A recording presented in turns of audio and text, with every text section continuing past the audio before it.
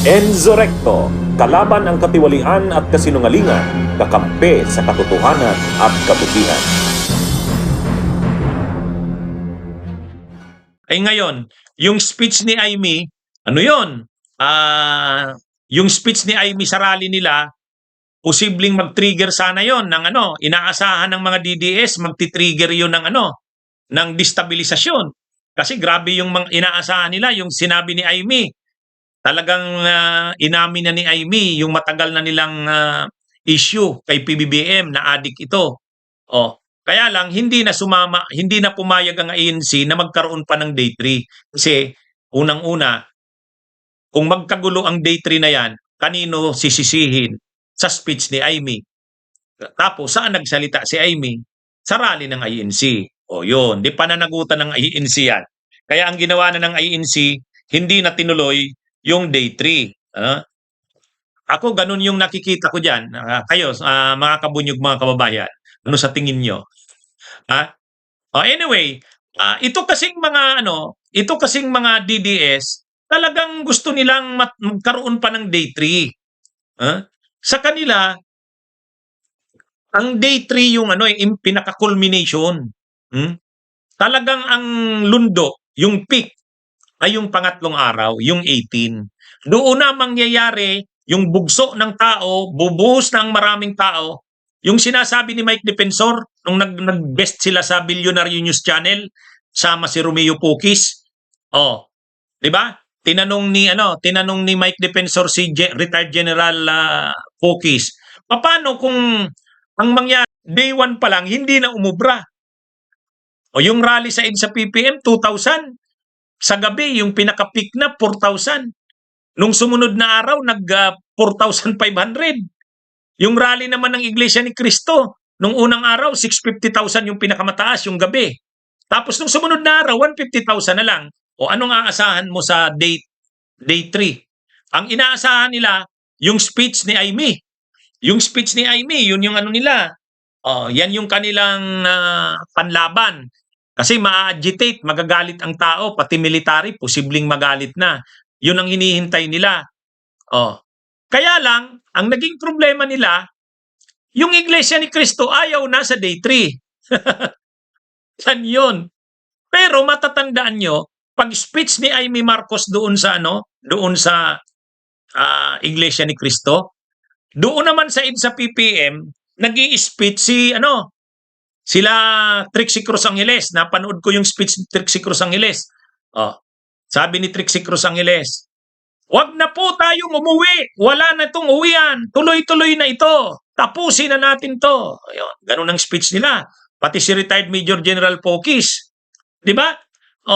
Ganun yung kanilang Ibig sabihin, bukas, mas babalik tayo. Mas marami tayo. Ako po si Trixie Cruz Angeles. Dating kalihim ng press ng isang pangulong na isumbong na sa bayan. Tignan nyo nga naman ang tadhana, no? Ngayong hinamon tayo ng kasaysayan. Kinagagalak ko po na nakikita kayo lahat dito. Kasi kayo po ang sumagot sa hamon na ito.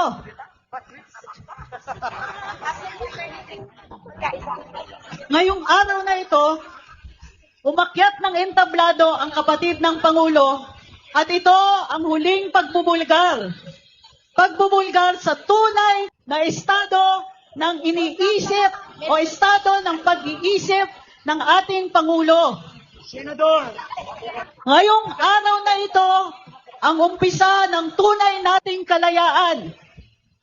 Nag-umpisa ang kalayaan natin sa pagbubulgar ng katiwalian. Lahat yan mangyayari lang dahil tinatago nila. Lumalabas na ang katotohanan. Kaakibat kayo sa paglalabas ng katotohanan na yan. Kaya't hinihiling lang natin, wala na po tayong iwanan. Tuloy-tuloy na ito. Walang iwanan! Huwag natin palampasin ang pagkakataon humiling ng tunay na pagbabago. Huwag natin palampasin na lumalabas na ang katotohanan tungkol sa mga taong namumuno sa bayan. Huwag na po natin palampasin ang pagkakataon na lahat tayo ay titindig para sa ating kalayaan. para sa ating kasarinlan na manindigan tayong lahat. Walang iwanan! Walang iwanan! Walang uwian! Woo! Kumbaga inaasahan nila, yung speech ni Amy, yun ang magiging trigger para yung pangatlong araw, matuloy na yung gusto nilang mangyari, mapatalsik si PBBM na iluklok si Sara. Ang problema nga, hindi na po, ayaw na ng Iglesia ni Cristo eh. Nag-withdraw na, ayaw na sa day 3. Kaya, pero yung day 3 gusto pa rin ituloy ng mga DDS. Gusto pa rin ituloy ng mga DDS yung day 3. Talagang pinipilit nila. Sa katunayan, ngayong araw, day 3, naglakad pa ng permit sila retired Major General Romeo Poquis. Galit nga si retired Major General Poquis kasi hindi inapruban yung permit nila. Tapos sila Eric Celes din, nagrarally din doon sa EDSA Shrine. May nakita ko. Kaya lang, wala na. Iilan na lang na tao. Oh, wala na. Yung Luneta, malinis na. Wala nang iglang kababayan. Yung inaasahan nilang day 3, akala nila dahil doon sa speech ni Amy, matitrigger. Kasi yung mga DDS, issue na nila matagal na yan. Yung bangag-bangag na yan na issue eh. O di dahil kinumpirma na ni Amy, bubuhos ang mga DDS supporters. Yun ang inaasahan nila. Kaya nga ang panawagan ni Trixie Cruz Angeles nung gabi, wala na tayong uwian. Tuloy-tuloy na to. Ay ang nangyari, ngayong araw, wala. May nagrarally doon sa Liwasan, iilan. Nagrarally si Eric Celes doon sa EDSA Shrine, iilan. Siguro mga 50 lang yun eh. Si Poquis, galit. Naglakad daw sila ng permit, hindi daw inapruban. Wala na. Ibig sabihin, tama, Jimmy Joy Bahe. Ang akala nila mag-iinit ang tao.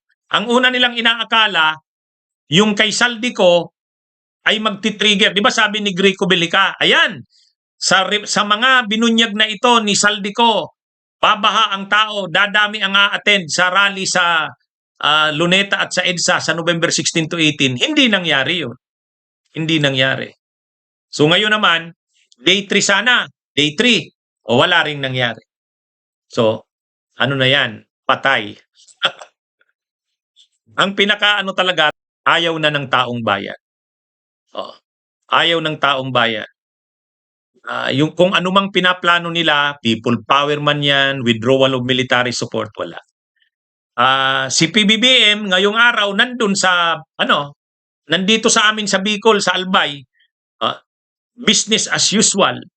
Kaya ibig sabihin, yung inaasahan nila na una, yung kay Saldico ay magti-trigger ng pagbuhos ng maraming tao, hindi nangyari. Yung inaasahan nila, huling barahan nila, kagabi, yung speech ni Amy, akala nila dahil sa speech ni Amy, ngayong araw, third day, babaha ang tao, wala. Kahit ang iglesia umatras.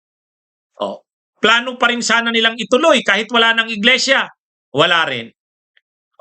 So ano nang mangyayari dyan ngayon? Balik sa langaw ang rally ng DDS. Wala kasi. Ang unang-una, kailangan mong makuha. Ang nakuha lang naman nila, Iglesia ni Cristo. Kahit nga yung GIL sa Kingdom of Jesus Christ, sabi magmumobilize sila ng maraming tao, wala namang namobilize. Wala namang namobilize ang Kingdom of Jesus Christ sa GIL. Kaya wala. Kaya yung day 3 ngayon, ito, pinipilit nilang ituloy pa rin ang day 3, wala na. Bukya.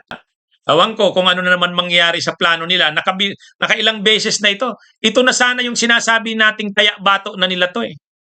All-in na sila dapat dito. Wala na. Asahan na nila, tuloy ang mga investigasyon ng Senado. Sabi ni Ombudsman Boying Rimulya, makakasuhan ang mga senador. Ay, ang mga senador na yan na makakasuhan, kakampi ng Duterte yan eh. Escudero, Joel Villanueva, Jinggoy Estrada, ayan. Kaya yan na. Bago daw mag-December 15, lalabas na ang warrant of arrest. Kaya itong day 3 ngayon, may sasabihin na naman, nung nagdi-discuss ako nitong simula pa lang ng rally, sabi ng mga DDS, huwag ka munang magsalita insurrecto. Unang araw pa lang, may day 2 pa. Nung day 2 na naman, nagsasabi ako, mukhang mas bumawas ang tao. Sabi na naman nila, may day 3 pa. O ngayon, ano na tong day 3? Ha? O ano na to? Wala. Wala.